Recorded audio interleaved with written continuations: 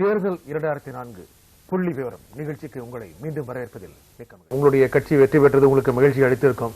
இருந்தாலும் திருநெல்வேலி தொகுதி உங்களுக்கு கிடைக்காமல் போன வருத்தம் நிச்சயம் உங்களுக்கு இருக்கும். வருத்தம் இல்லை, வெற்றி பெற்றிருப்பதனால் நாங்கள் மீண்டும் பெருமை அடைகிறோம். இந்திய அளவில் ஒரு கருத்தை நாம் இப்ப சொல்லணும். எப்படின்னா, ஒரு அமைதியான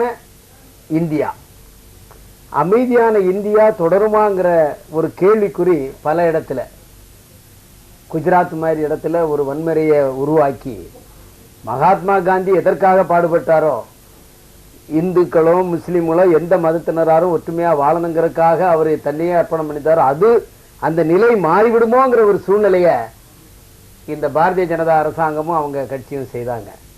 இது மக்கள் மனதில் ரொம்ப ஒரு ஆழ பதிஞ்சிட்டு, இந்த ஆட்சி இருந்தால் இந்த ஜனநாயகத்தில் உலகத்திலேயே உங்களுக்கு பெரிய ஜனநாயக நாடு நம்ம நாடு ஒண்ணு. அதனாலதான் அந்த எண்ணிக்கை குறைவு ஏற்பட்டு குஜராத்லயும் இங்க சரிவு கண்டிருக்கீங்க. குஜராத்ல இது ஒரு மாநிலம்னு இல்லை, நீங்க பொதுவா பாத்தீங்கன்னா எங்கெங்க எல்லாம் ஆளுங்கட்சிகள் இருக்கிறதோ அது தேசிய கட்சிகளா அந்த எக்ஸப்ட் 1 or 2 விதிவிலக்கு, வெஸ்ட் பெங்கால் மாதிரி. மற்ற இடங்கள்ல நீங்க பாத்தீங்கன்னா எங்கெல்லாம் ஆளுங்கட்சி அது எந்த தேசிய கட்சியா இருந்தாலும், இல்லை உதாரணமா கேரளா, அது மாதிரி எங்கெங்க எல்லாம் ஆட்சி இருக்கோ அது மாநில கட்சியோ தேசிய கட்சியோ பெரும்பாலான இடங்கள்ல அந்த அரசாங்கத்துக்கு எதிரான வாக்குகளை மக்கள் அளிச்சிருக்காங்க. தமிழ்நாட்டை பொறுத்த வரைக்கும் உங்கள் கட்சி அமைத்த வியூகம் சரிதானா? வியூகம் சரியா இல்லைங்கிறத காட்டிலும் கூட்டணிக்கு எங்களுக்கு வேற ஆப்ஷன் கிடையாது.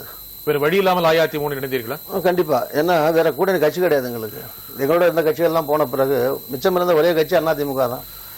அதிமுக கூட்டணி போடணும்னு போடுற போது அஇஅதிமுக என்ன சொல்லுதுன்னா, நாங்க தனியா தான் நின்னோம், தனியா நின்ன மாதிரி தான் அப்படின்னு அஇஅதிமுக சொல்லுது. அது சொல்றது கரெக்ட் தான். ஏன்னா கூட்டணி ரெண்டும் கூட்டணி இருந்துச்சே தவிர பேருக்கு தான் இருந்துச்சே தவிர இணைஞ்சு சரியா வேலை பார்க்கல. அப்படி சொல்லியிருந்தா அது கரெக்ட் தான். ஏன்னா கூட்டணி ஆரம்பத்தில இருந்து முதல் கோணல் முற்றிலும் கோணல் மாதிரி ஒரு கட்சி இன்னொரு கட்சி விஷயங்கள்ல போய் தலையிடுறது, முக்கியமா உங்களுக்கு இடம் கொடுக்காதது. எனக்கு மட்டும் இல்ல, இப்ப நாங்கிறதுனால அதை குறைச்சு பேசுறேன். இல்ல இன்னொரு ஆளுக்கு நடந்தா நான் வேகமா பேசுவேன். இல்ல நானே பாதிக்கப்பட்டதுனால நான் குறைச்சலா பேசுறேன். நீங்க அதுதான் முக்கியமாக இல்ல, அது நானா இருந்தாலும் நான் என்ன எடுத்துங்க, திருநாவுக்கரசருங்கிறத எடுத்துட்டு அந்த இடத்துல யாரோ ஒருத்தர் போட்டுங்க. அதாவது உங்கள் கட்சி என்ன முடிவு எடுக்கிற போது ஒரு உதாரணத்துக்கு நான் சொல்றேன், திமுக மதிமுகன்னு வச்சுங்க. திமுக இருந்து வந்ததுதான் மதிமுக. அந்த மதிமுக போன தடவை சட்டசபை தேர்தலில் இந்த அண்ணா அந்த அன்னைக்கு திமுக இவங்களும் சேர்ந்து நின்றுந்தாங்கன்னா 40 இடம் வந்திருக்கும். டோட்டல் எல்லா தொகுதியிலும் ஒரு 10-15 வாக்குகள் அந்த மதிமுகவே சேர்த்துக்கிட்டு 4 இடம் கொடுத்து அந்த கூட்டணியில் வச்சுக்கிட்டாங்க.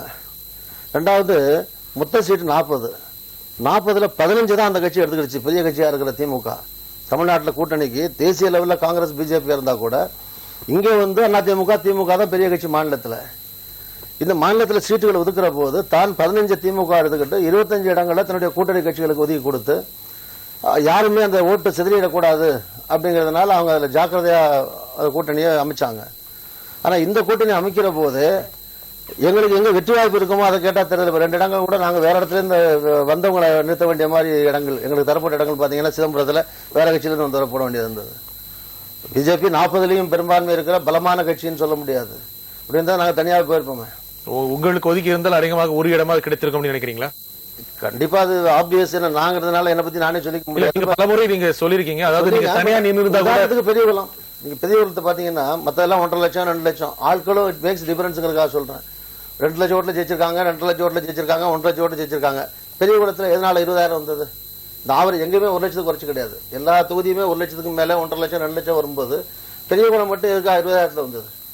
பெரிய குளத்துல ஒரு வேட்பாளர் அங்க இருந்த எம்பி ஏதோ வேலை பார்த்திருக்காரு. அவரு மக்கள்கிட்ட போய் அரசாங்கத்தையும் அவர் இருக்கிற எம்பி ஃபண்டையும் யூஸ் பண்ணி ஜனங்கள்கிட்ட அவர் இருந்ததுனால தானே 20,000 டிஃபரன்ஸ் வந்தது.